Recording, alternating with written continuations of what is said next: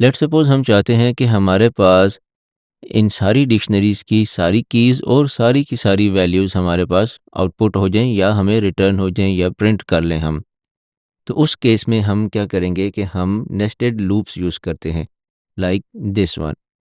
अब इसमें हो क्या रहा है कि पहला लूप जो है, नेस्टिंग का मतलब क्या है कि वन इनसाइड द अदर, यानी कि अब ये जो फॉर लूप है, ये इस फॉर लूप के अंदर है, यानी कि इस फॉर लूप के अंदर नेस्टेड है।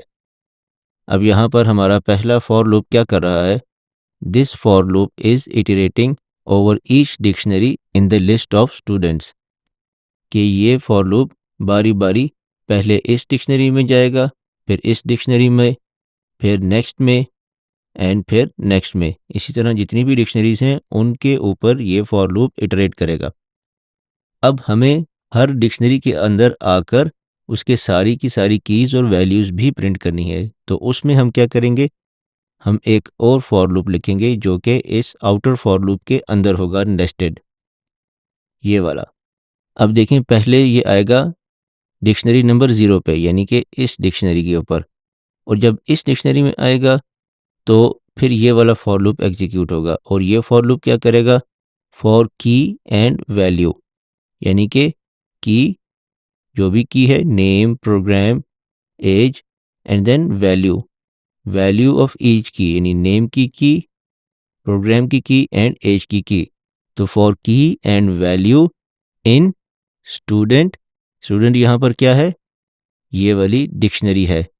डॉट आइटम्स, डॉट आइटम्स आपको क्या रिटर्न करता है, ईच एंड एवरी की वैल्यू पेयर या each and every item in the dictionary. अब यहाँ पर की और वैल्यू मैंने बेहतर अंडरस्टैंडिंग के लिए लिखा है, की एंड वैल्यू, कि आपको देख के पता चल जाए कि हम इटरेट कर रहे हैं ओवर एवरी की and every value in each and every dictionary. लेकिन आप यहाँ पर इन दोनों वेरिएबल्स के नाम कुछ भी दे सकते हैं। You can write for K and V in student dot items या I N J whatever, ये आप अपनी मर्ज़ी से दे सकते हैं, लेकिन बेहतर अंडरस्टैंडिंग के लिए मैंने इनको की और वैल्यू का नाम दिया है। इसके बाद क्या हो रहा है, यहाँ पर हमारे पास हर डिक्शनरी के आइटम्स रिटर्न होंगे, उनकी सारी की सारी कीज़ एंड वैल्यूज़। अब फिर नेक्स्ट लाइन में हम क्या कर रहे हैं, सारी कीज़ और वैल्यूज़ प्रिंट कर रहे हैं। फॉर एग्जांपल इस डिक्शनरी में हमारे पास कीज़ कौन सी हैं, नेम, प्रोग्राम एंड एज। तो पहले यहाँ पर हमारे पास सारी कीज़ प्रिंट होंगी वन बाय वन और उनके साथ वैल्यू प्रिंट होगी। फॉर एग्जांपल पहले हमारे पास प्रिंट होगा name Alex in this format, फिर हमारे पास एक स्पेस आ जाएगी और एंड इक्वल्स एम्प्टी, मतलब कि न्यू लाइन नहीं प्रिंट होगी। आपको पता है कि प्रिंट का फंक्शन बाय डिफ़ॉल्ट एक न्यू लाइन प्रिंट करता है।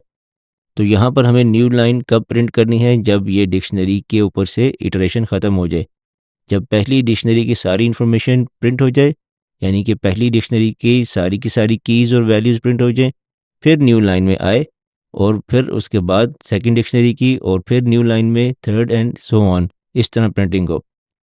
तो यहाँ पर जब एक डिक्शनरी प्रिंट हो जाएगी तो देन इस फॉर लूप से बाहर निकलकर यहाँ पर हम एक ब्लैंक लाइन प्रिंट कर देंगे।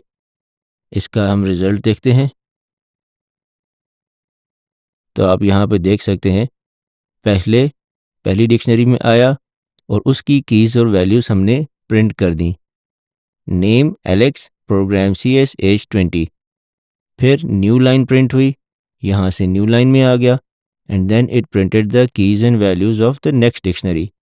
इसी तरह next and then the last one. तो इस तरह हम नेस्टेड लूप्स लिखते हैं, और नेस्टेड लूप्स को हम यूज़ करके किसी भी लिस्ट ऑफ डिक्शनरीज़ में सारी की सारी डिक्शनरीज़ के सारी कीज़ और वैल्यूज़ प्रिंट कर सकते हैं।